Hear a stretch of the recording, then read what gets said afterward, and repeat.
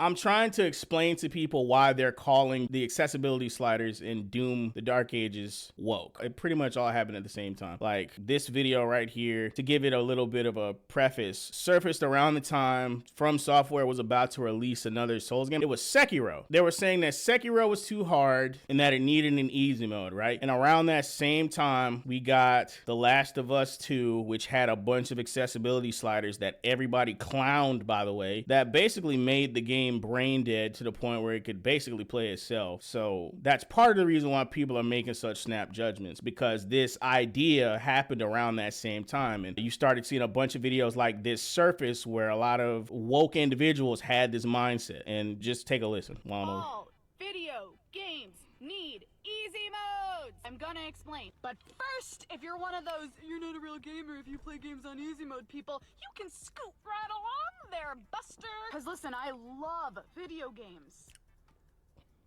I'm also very bad at video games. But I am a big kid with a big kid job and responsibilities like car payments, and I don't have time to be good at video games. Side note, we are not hating on people that make video games a priority. If being good at video games is one of your priorities, what an excellent way to spend your downtime. I am flabbergasted by your skills. It's just not one of my priorities. I have many skills in this life, but beating Hollow Knight mini bosses is not one of them. Does that sound like a person that likes video games for what they're made for? Honestly, anyone who knows anything about video games knows one of the prime directives of video games is for them to be challenging. Since the very first video game, that was the entire point, right? She claims to like video games, but she's not interested enough in them to actually want to be good at them, because that's the only possible reason she could have this opinion. And she blames having a job and having to pay bills for the reason why she can't get good at video games, which most gamers I know have those same things. Like, I know gamers with entire families who still make time for being good at fucking video games. So like, this is just a cheap excuse. So like, I don't want a challenge. Life is hard enough. I want a cool interactive story. I want a cool interactive story. That's why a whole bunch of video games became fucking movies. They were making video games for people like this. I don't want to be good at games. I don't want a challenge. I want a cool interactive story. That's why every game started becoming The Last of Us. This isn't the only video that popped up. This is like one of the first ones. This is not the only video that happened around that time talking about accessibility in gaming and all games needing an easy mode. I can't even fucking count the articles that popped up. But these are the sentiments she was expressing in this video. You know what happens is I get frustrated on a fight I can't beat, and I end up giving up, and I lose out on so much cool story. I miss out on so much cool story because you can't watch a YouTube video to get the story. This is exactly why I have the position that video games aren't art, right? Because they're not. They're made for a purpose. They're made to entertain you. Art's made to be admired. Art doesn't necessarily have a purpose. Video games do. So when people try to defeat the point of a video game by saying, I give up on the game, but I feel bad that I miss out on the story, you get games like God of War Ragnarok, where there's barely any fucking gameplay, and it's basically a fucking movie. Video games should be gameplay first, period. The story should be an afterthought. Obviously, games are better with cool visuals and great storytelling, but video games are fucking